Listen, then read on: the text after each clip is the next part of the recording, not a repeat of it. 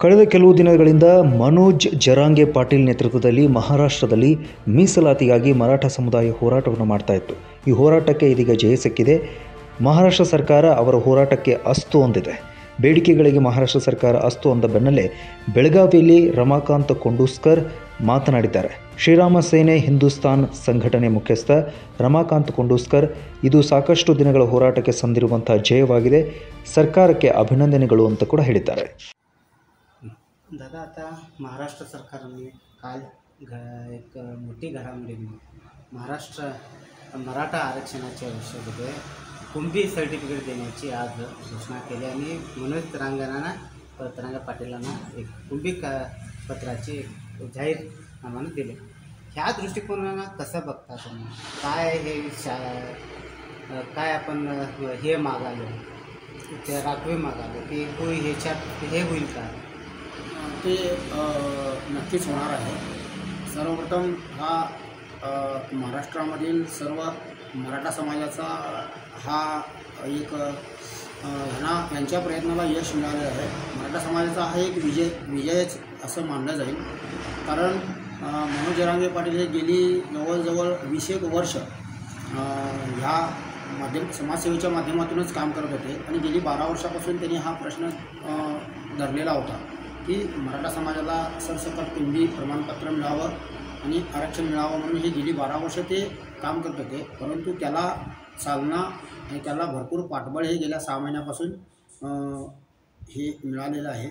आणि मी मनोज जरांगे दादा पाटील यांचं अभिनंदन करू इच्छितो आहे. कारण अख्ख्या महाराष्ट्रामधील मराठा समाजाला त्यांनी एकत्रित केलेलं आहे आणि भविष्यामध्ये देशातील मराठा समाज एकत्रित येईल यात काय शंका नाही आहे. आता दादा, आता कायदेतज्ञ म्हणतात की हे नुसतं एक चुनावना पाठपळवण आहे. फक्त एक आरक्षणाचा एक चुनावना हे जे काही आता निवडणूक येणार आहे त्या निवडणूक संदर्भातली एक ड्रामाबाजी आहे असं एक कायदेतज्ञ असं म्हणतात आहे. परंतु ह्या सर्व दृष्टिकोनानं बघितले तर हे आरक्षण OBCमध्ये काढून देणार आहे का? ह्याच्यामध्ये अजून स्पष्टीकरण दिले नाही. फक्त कुणबी जाती प्रमाणपत्र द्यायच्या ह्याच्यामध्येच सरकारनं तेवढं एवढं केलेलं आहे. पुढच्या येण्याच्या काळामध्ये ह्यालाच कसं आम्ही आरक्षणाचा एक मुक्काम ठराव म्हणून आम्ही कसं म्हणू शकतो? महाराष्ट्राच्या मुख्यमंत्र्यांनी डिक्लेअर केलेलं आहे की OBCचं आरक्षण आहे असं ठेवून त्याला धक्का न लावता मराठा समाजाला आरक्षण देतो असं त्यांनी मान्य केलेलं आहे आणि सर्वांच्या समोर मान्य केलेलं आहे. मला वाटतं की ते त्यांनी बदलू शकणार नाहीत एक. आणि दुसरी गोष्ट, हा GR पास केलेला आहे त्यांनी आणि GR पास केलेलीच कॉपी त्यांच्याकडे मनोज जरांगे पाटलांकडे सर्वांच्या समोर दिलेली आहे. त्यांनी जर राजकारणासाठी जर करत असतील तर येणाऱ्या काळामध्ये जनता त्यांना धडा शिकवणारच. आणि कोणताही राष्ट्रीय पक्ष असो किंवा राजकारणी माणूस असो, हा सर्वप्रथम आपलं राजकारणच बघत असतो आणि त्यानंतर सर्व काही बघत असतात. परंतु आता हा जो मराठा समाजाचा जो उद्रेक आहे, ही एकी आहे, ही एकी झालेली पाहिल्यास मला असं वाटतं की मराठा समाजाला आता कोणी त्या ठिकाणी नाराज करू शकणार असं मला असं वाटत नाही.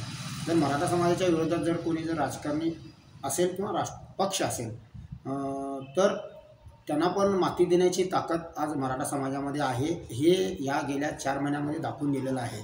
आपण पाहिलं असता मनोज जरांगे पाटलांना मुंबईमध्ये येऊ देणार नाही, त्यांचं आंदोलन आम्ही उधळून लावू आणि उधळून लावण्याचा प्रयत्न देखील केला. परंतु मराठा समाजानं अगदी शिस्तबद्ध शांततेत आपलं आंदोलन करून दाखवलं. ह्याचं कारण एकच असेल की मराठा समाज हा समाज छत्रपती शिवरायांना, धर्मवीर संभाजी महाराजांना, राजमाता जिजाऊ असतील, शाहू महाराज असतील, आंबेडकर असतील, शहाजी महाराज असतील, यांच्या आशीर्वादानं आणि यांच्या प्रेरणेनं आज काम करतं आणि त्यांच्या प्रेरणेच्या माध्यमातूनच आज आपण सकल मराठा समाजाचा मोर्चा असेल किंवा हे मोर्चे असतील किती शांततेत झाले ते आपण पाहिला. दादा, आज श्वेतपत्र देताना महाराष्ट्राचे मुख्यमंत्री शिंदेसाहेब जरांगे साहेबांना श्वेतपत्र देताना एक गोष्ट त्यांनी जरांगे साहेबांनी म्हटले, ह्या गुलाला उडाला आहे, ह्या गुलालची मान तुम्ही राखा म्हणून मुख्यमंत्र्यांना एक सीधा त्या विषयामध्ये त्यांनी एक डायरेक्शन देते. काय जरांगे साहेबांच्या मनामध्ये पण काय थोडा ह्या विषयाबद्दल गोंधळ आहे काय? राजकारणी लोक जे असतात ते आपला येणारा फायदाच पाहत असतात. तर आपण किती राजकारण्यांच्यावरती विश्वास ठेवावा तेवढाच ठेवायचा आहे. कदाचित त्यांच्या मनामध्ये तशी शंका पण नसेल, परंतु त्यांनी वॉर्निंग दिली असेल की हा गुलाल हा विजयाचाच असू दे अशी वॉर्निंग पण दिलेली असेल जरांगे पाटलांनी सरकारला, त्याच्यासाठी बोलले असतील. आज सरकारचे प्रमुख मंत्री उपमुख्यमंत्री देवेंद्र फडणवीस साहेब BJPचे, उपमुख्यमंत्री अजित पवार साहेब त्यांनी अनुपस्थिती होते. काय ह्यांना आरक्षणामध्ये त्यांना इंटरेस्ट नव्हता. आता मराठा समाज त्यांच्या पाठीमागे नव्हते का? नाही, तसं नाही आहे की इतके दिवस मराठा समाज हा सर्वांनाच गावबंदी केलेली होती. मग ते आमदार असो, खासदार असो, मंत्री असो, कोणी असो, संपूर्ण मराठा समाज ज्या ज्या ठिकाणी आहे त्या ठिकाणी आपल्या आमदारांना गावबंदी केलेली होती. आणि त्यावेळेला काहीतरी बाचाबाची किंवा उद्धट बोलणी वगैरे काही मराठा समाजाच्या मुलांच्या माध्यमातून झाला असेल कदाचित. मग त्याच्यासाठी म्हणून तिथं त्या ठिकाणी त्यांनी यायचं टाळले असतील की जेणेकरून इतका मोठा समाज एकत्रित झालेला आहे आणि काहीतरी बोलतील किंवा काहीतरी होईल असं त्यांच्या मनात वाटलं असेल, किंवा त्यांनी दुसऱ्या कामात बिझी असतील त्यांच्या. दादा आता ह्या आरक्षणाच्या विषयाबद्दल आता सेम ते ह्या दोन्ही गोष्टी आम्ही जुळून बघितलं तर लोकसभेची निवडणूक आता सध्या दाराच्या उंबरामध्ये थांबलेल्या आहे. कधीही जाहीर होऊ शकतं असं केंद्राकडून पण वक्तव्य येत झालेलं आहे. बेळगावमध्ये गेल्या टायमाला महाराष्ट्र एकीकरण समिती आपला उमेदवार थांबवले होते. आत्ता बेळगावमध्ये आपला उमेदवार थांबवणार आहेत का? काय स्ट्रॅटेजी चालू आहे बेळगावमध्ये? अजून आपली प्रमुख नेत्यांची बैठक झालेली नाही आहे. प्रमुख नेत्यांची बैठक झाल्यानंतर ते डिसिजन घेतील. मी एकटाच सर्व असं हे डिसिजन घेणारा, मी एकटाच लीडर किंवा मी एकटाच महाराष्ट्राचा कार्यकर्ता असून मी एकटाच बोलणं ते योग्य ठरणार नाही. आपली रणनीती किंवा आपली मीटिंग आपल्या महाराष्ट्र समितीच्या नेत्यांची होईल आणि त्यांनी निर्णय घेतील. मग तो निर्णय लवकरच समजेल.